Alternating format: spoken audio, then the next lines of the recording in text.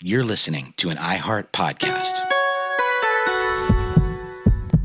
Welcome to the W, where elite athletes are redefining the game of basketball. From buzzer-beating shots, jaw-dropping defense, and logo threes, the WNBA delivers nonstop action and world-class talent every game. These athletes don't just play the game, they elevate it. The New York Liberty are the reigning champions, and the Golden State Valkyries are the newest team to join the league since 2008. Watch the WNBA this season on ABC, CBS, ESPN, ION, and Prime. Starting May 16th.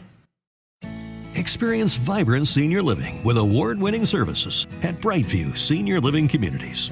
At Brightview, our residents enjoy resort-style amenities, daily programs, exciting social and cultural events, and delicious chef-prepared meals. But that's not all. Brightview residents also enjoy complimentary transportation, safety, security, and high-quality care if needed. Brightview Senior Living Communities. Learn more about the possibilities at brightviewseniorliving.com.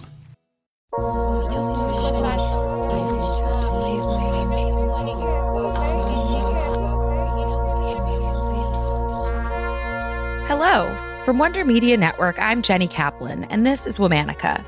This month we're talking about word weavers, people who coined terms, popularized words, and even created entirely new languages. These activists, writers, artists, and scholars used language to shape ideas and give voice to experiences that once had no name. Today's Womanican was never one to take a smile for granted. Through her research, she's explored how emotions are not just personal experiences, but are influenced by social structures, workplace expectations, and cultural norms. In doing so, she revealed the complex and varied social machinations behind what might seem like a simple smile. Let's talk about Arlie Hochschild. Arlie was born in 1940 in Boston, Massachusetts, into a family where global travel was the norm. Her father was a U.S. diplomat. She lived all around the world, first Israel, then New Zealand, and a summer in Ghana. Moving between different countries exposed her to a variety of cultures. She became especially interested in the emotional gymnastics behind her father's diplomatic relationships. For example, at one of her father's many meetings, Arlie recalled a particular scene from her childhood, where she started to see social theory at work. As she passed a dish of peanuts among guests from different nations, she looked at their smiles and watched her parents interpret each gesture. She wrote of the tight smile of the Bulgarian emissary, the averted glance of the Chinese consul. Had I passed the peanuts to a person, I wondered, or to an actor? Arlie's parents were also very religious Unitarians. Growing up, the Unitarian community taught Arlie that the world was vast and that empathy was a crucial part of understanding other cultures. In 1962, Arlie earned her undergraduate degree from Swarthmore College. Then, she pursued graduate studies in sociology at the University of California, Berkeley. In 1971, she took the next step and became a professor at Berkeley to pursue her own research. In 1983, Arlie published her book, The Managed Heart. In it, she explored how flight attendants, nurses, and other service workers are expected to control their emotions to create a positive experience for others. Through in-depth interviews with flight attendants, she found that companies even trained employees on how to perform happiness by smiling and projecting a sense of confidence. But, as she pointed out, constantly suppressing authentic emotions for the sake of a job can be exhausting and alienating. She called this hidden work emotional labor. Arlie argued that emotions are mostly social, constructed in response to what we feel and how we are taught to behave. But different cultures offer different languages to understand and articulate emotions. Cultural norms dictate when and how certain emotions are allowed to surface. Arlie took her argument even further, extending the concept of emotional labor to the unappreciated work women often do in the home. In her next major book, The Second Shift, Arlie interviewed a broad swath of working couples and found that, despite progress in the workplace, women were still doing the vast majority of housework and childcare at home. Arlie called this the stalled revolution in an effort to capture how workplace equality hadn't translated into home life. In 2016, Arlie turned her focus to the emotions shaping political identity.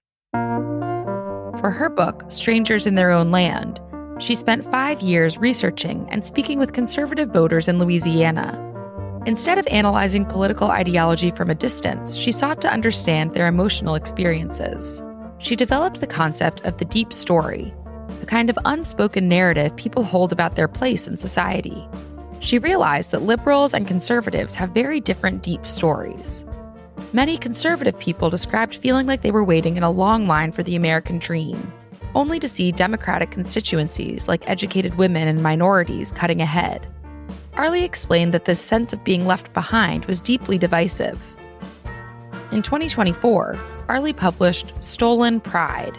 This book expanded on her work by studying how collective feelings of humiliation shape political movements. She spent time in a struggling Appalachian town and found that for many, economic hardship wasn't just about lost wages, it was about lost status. Over the course of her career, Arlie's published many books and articles about the social science behind human emotions. She continues to be a leading voice in the discussion around how and why emotions manifest. Although some would say she's now retired, she's still hard at work writing and researching. In a recent interview, she explained, "I dislike the term retired since it defines you by what you did, not what you're doing now." All month, we're talking about word weavers. For more information, find us on Facebook and Instagram at Womanica Podcast. Special thanks to Liz Kaplan, my favorite sister and co-creator. Talk to you on Monday. Spring is here, and you can now get almost anything you need for your sunny days delivered with Uber Eats. What do we mean by almost? Well, you can't get a well-groomed lawn delivered, but you can get a chicken parmesan delivered. A cabana? That's a no. But a banana? That's a yes. A nice tan? Sorry, nope. But a box fan? Happily, yes. A day of sunshine? No. A box of fine wines? Yes. Uber Eats can definitely get you that. Get almost anything delivered with Uber Eats. Order now. Alcohol in select markets. Product availability may vary by region. See app for details. Welcome to the W, where elite athletes are redefining the game of basketball. From buzzer-beating shots, jaw-dropping defense, and logo threes, the WNBA delivers nonstop action and world-class talent every game. These athletes don't just play the game, they elevate it. The New York Liberty are the reigning champions, and the Golden State Valkyries are the newest team to join the league since 2008. Watch the WNBA this season on ABC, CBS, ESPN, ION, and Prime. Starting May 16th. You're listening to an iHeart podcast.